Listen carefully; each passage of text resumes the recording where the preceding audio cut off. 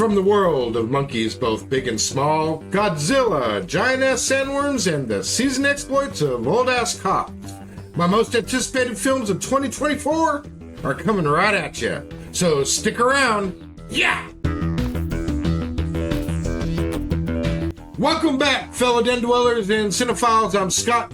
Welcome to the Movie Den. If you're new to the channel, please consider subscribing to my little channel, help it grow. If you're returning, thank you for coming back. I appreciate you every time.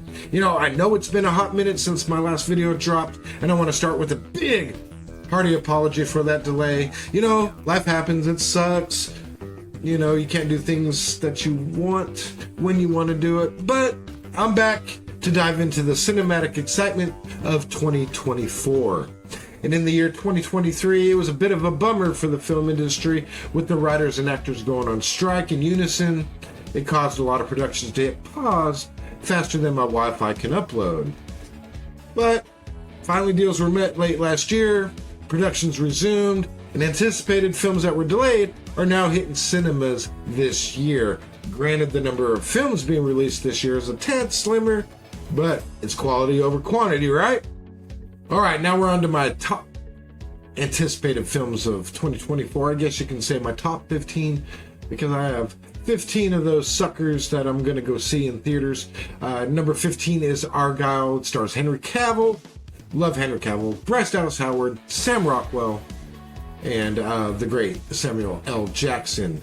I'm really on board with this one, about a reclusive author who writes best-selling espionage novels about a secret agent named Argylle. It's when her books start to mirror the covert actions of a real-life spy organization that the line between fiction and reality becomes a blur. I'm on board for this one. It looks like a hell of a fun ride. At 14 is Bad Boys 4. I love buddy cop movies. Lethal Weapon and Bad Boys are some of my favorite in that genre. And I really liked Bad Boys for Life, and I thought it should have been the title for this one, but, you know, who knew the third film was going to be such a success? The only thing that does give me pause, though, is can Will Smith recover from that slap that was heard around the world? I hope so, because I'm really pulling for this one to be a winner. At 13 is Civil War, written and directed by Alex Garland. This film stars Kirsten Dunst, Jesse Plemons, and Nick Offerman. It follows a team of journalists who travel across the United States during a rapidly escalating civil war that has engulfed the entire nation. This is one that recently jumped on this list after seeing the trailer. I like Alex Garland and this cast. Releasing it during the election year when the world is more divided, I don't. We'll see, and it looks pretty intense though. And I'm gonna go check it out. At 12 is Beverly Hills Cop Axel F. Not sure I like that Axel F shit, and I think it should have just been called simply Beverly Hills Cop 4. But I do like the Beverly Hills Cop franchise, and I think Axel Foley is one of Eddie Murphy's best characters. Look, the cast is back, and it looks like a good time. Just not so sure about it being released on Netflix instead of the theaters, but we'll see. I just don't want it to end up on my top 10 worst of 2024. At 11 is Nosferatu, a gothic tale of obsession between a haunted young woman and the terrifying vampire that is infatuated with her. Robert Eggers is one of my favorite new directors. I love his style, I love his approach to filmmaking, and by the looks of the trailer, I think it may become one of my new favorite vampire films. I love the cast, including Bill Skarsgård, Lily Rose Depp, Aaron Taylor Johnson, Nicholas Hoult, Willem Dafoe. I'm all in, man. Give it to me. At number 10 is Furiosa, a Mad Max saga. Now, the Mad Max films are among some of my favorite in the post-apocalyptic genre.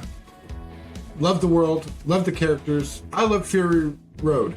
And although we are continuing without the Max character, because this is a prequel to Fury Road, there's still enough interest for me to get involved with the characters of Furiosa in the Mad Max world. With George Miller still busting these out at his age, I'm on board. Don't think I'll be anticipating it as much if he wasn't involved. Next at number 9 is A Quiet Place Day One. I really love the Quiet Place movies, especially the first one, with the second one being just about as good. John Krasinski steps away from the helm, and this is focused on a completely different set of characters, and I'm interested to see how things went down on day one. It stars Lupita Nyong'o and Djimon Hounsou. And then number 8 is Mickey 17. Now, I love a good science fiction film, and this film has me quite interested. It stars Robert Pattinson. It's directed by Bong Joon-ho, who directed the Academy Award-winning Parasite, which is a great film in its own right. So check it out if you haven't seen that one. In this, Pattinson plays a disposable employee on a human expedition sent to colonize another planet. Now, after one iteration of him dies, a new body is regenerated, and most of his memories are still intact. Just on that premise alone, I haven't seen a trailer. I'm so in on this one. All right, coming in at number 7, it's showtime with Beetlejuice 2. I'm a man for nostalgia, especially if you take me back to the movies and characters that I grew up with. This movie here is one sequel that I have wanted to see. Bringing back Michael Keaton and Winona Ryder with Tim Burton directing. Come on, you know you want it. And at number 6 is Ghostbusters Frozen Empire. And as I said with Beetlejuice 2, when it comes to continuations with some of my favorite movies, come on. Ghostbusters is no different. I really had a lot of fun with Ghostbusters Afterlife, and I welcome this one. Looks really good. Can't wait to see it. At number 5 is Godzilla x Kong: The New Empire. I've been a fan of the Big G since my childhood, and I've really been digging and having tons of fun watching Legendary's Monsterverse, starting with Godzilla. Really enjoyed King of the Monsters and Godzilla vs. Kong. With Godzilla x Kong: The New Empire, it looks like even more popcorn giant lizard and ape fun. I'm excited to see this. I mean, come on, Kong with Beast Glove running side by side with Big G.